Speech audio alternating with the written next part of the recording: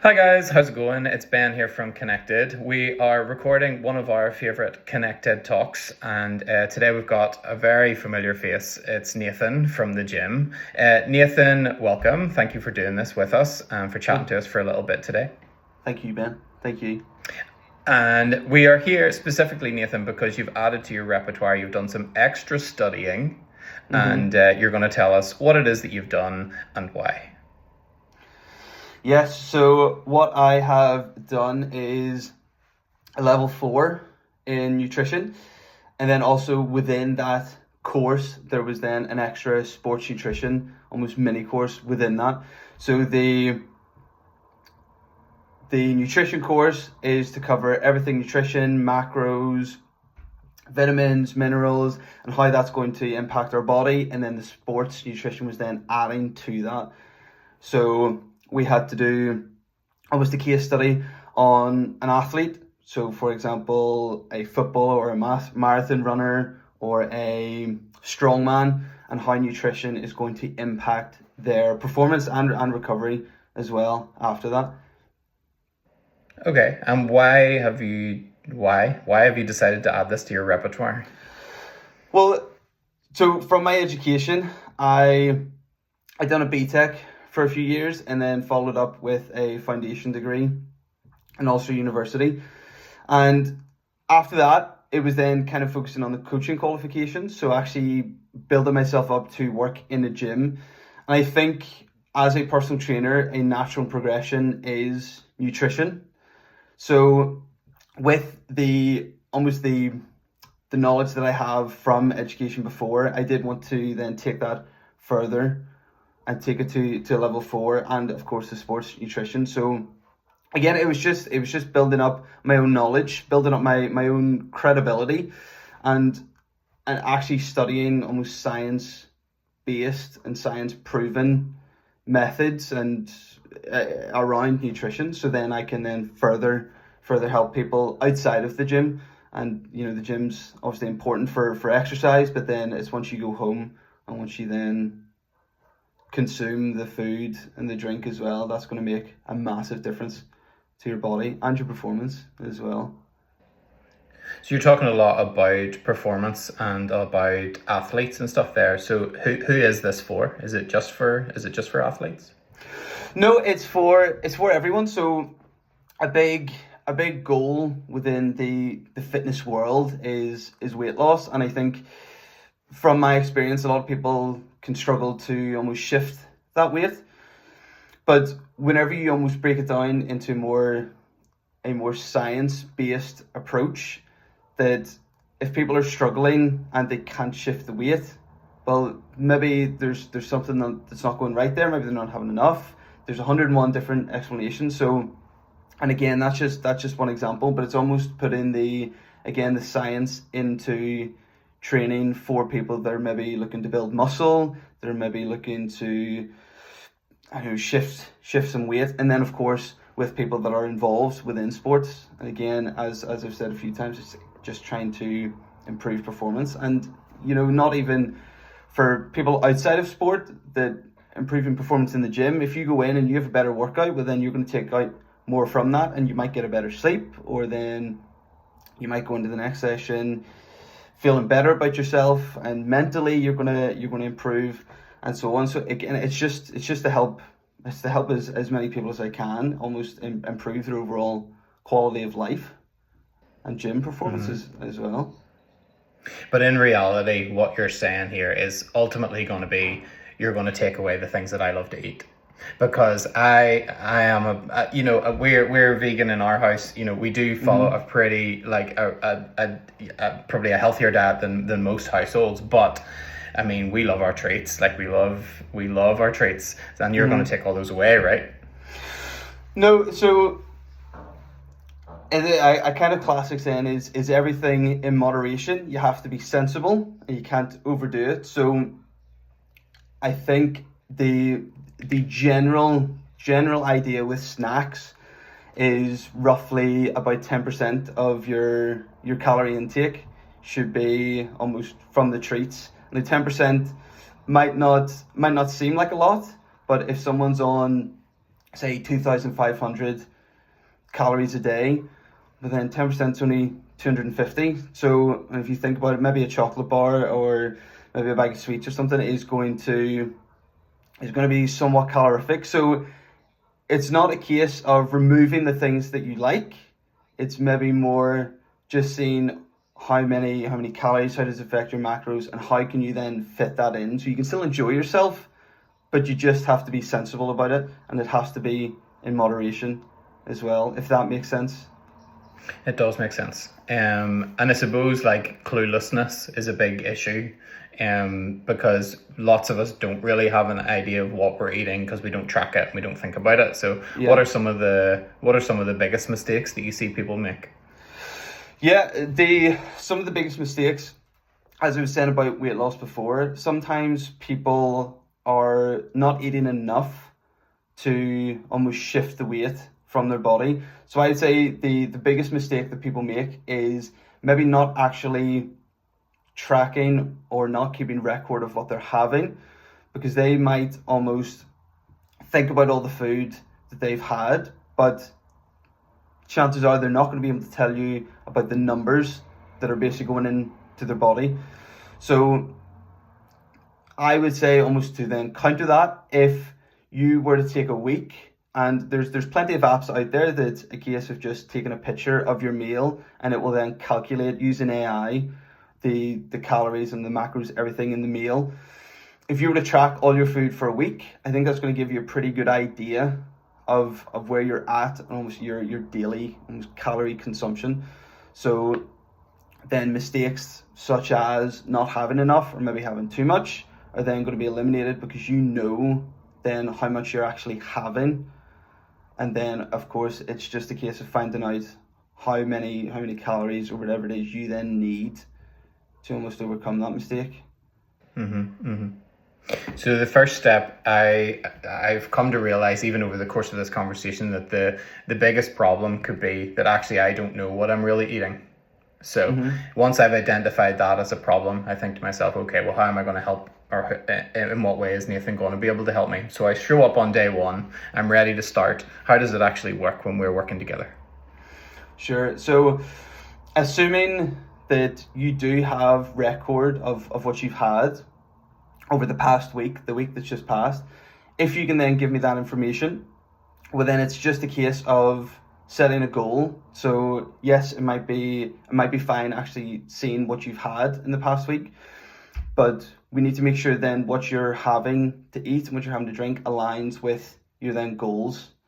So after that, we'll assess what you've had, we will set the goals, and then after that, you leave it with me to then make a plan that works around you. So things such as timings, times that you're having it.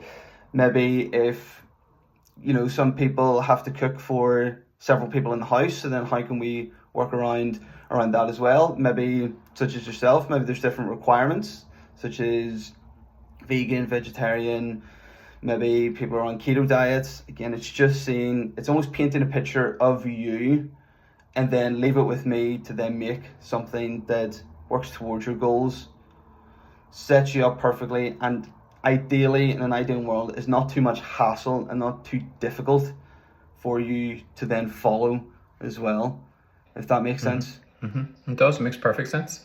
A lot of problems that we have, and we hear a lot of people talking about, is this like yo-yo diet. So how does, when I work with you and then a few weeks later, the weight all starts coming back on again? Yeah. And so how do we avoid that yo-yoing? Well, with my personal training clients, if someone is brand new to the gym, I will say take it one step at a time. So January is a popular time in the gym, of course. People will go in, they'll go from not going to the gym at all, and then they'll go in and maybe go 3, 4, 5 times a week. That's not sustainable. That's too far from your daily natural routine. So it's the same with nutrition. That because in an ideal world, I'll have what you have naturally. So then we're almost trying to stick to that, try and be as true to your natural self as possible, and then we'll add 1 or 2 things on. So again, ideal world, you're walking 10,000 steps, you're having a few liters of water, you're having perfect nutrition. But if someone doesn't have any of these and you throw it all their way, all of a sudden, they're just going to completely switch off. And whether it's after a month, 2 months, it's not natural. So it's just trying to see what's natural for you and then building on that one step at a time. And we did touch at the start on like athletic sort of performance. So from that point of view, do you think there is anything that would actually improve performance, even on a normal person and on a sports person? In terms of supplements or? No, I'm thinking in terms of like you're following a nutritional plan. Like, where can you see improvement at the gym as well? Yeah, of course. So there's 3 pillars of health. So you've actually got your exercise.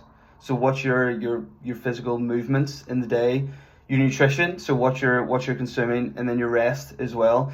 So in theory, if someone has perfect exercise and they have perfect rest, but their nutrition is off, well then overall everything's going to take a hit in their lives. They're maybe going to feel a bit more sluggish.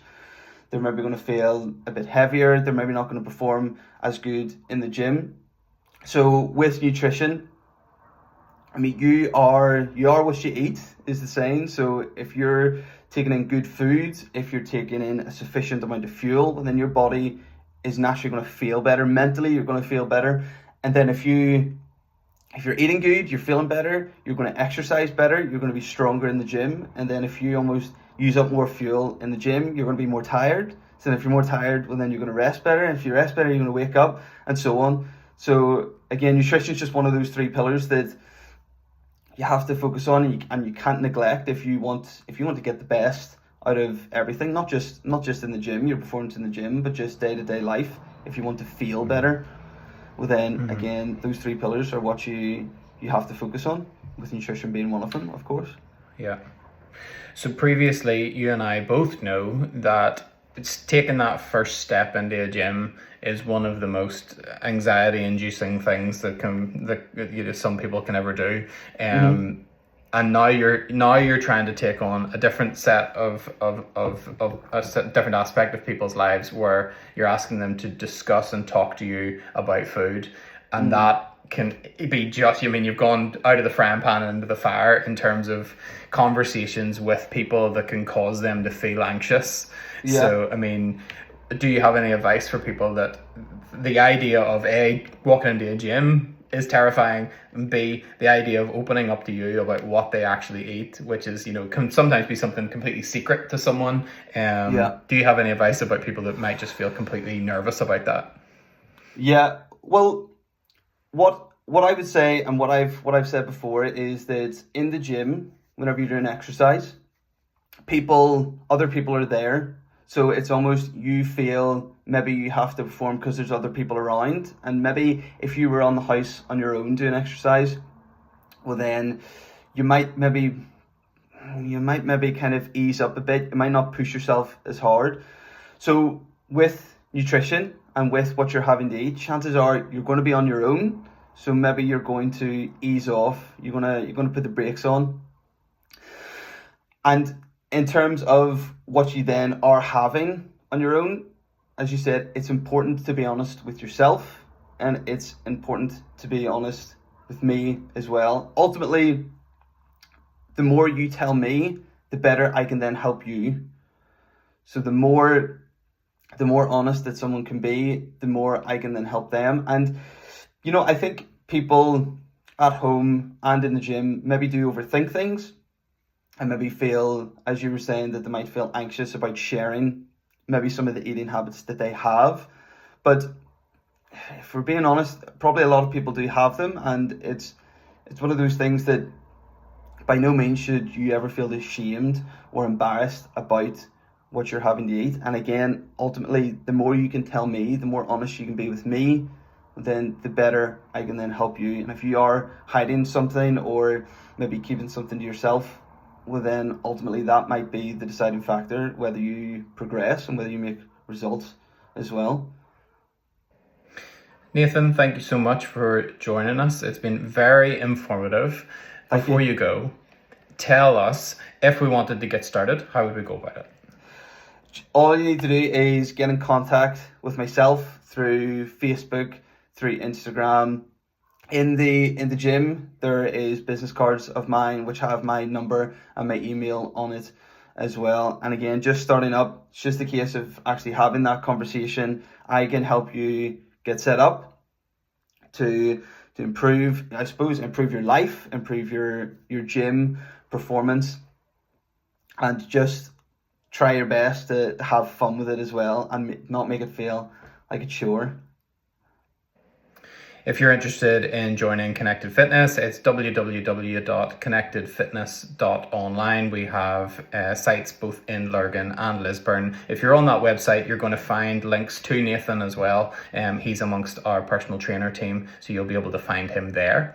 And finally, thank you, Nathan. I will put all of the show reels into all of the links to everything that Nathan has said right down at the bottom of the video, so you can click them there.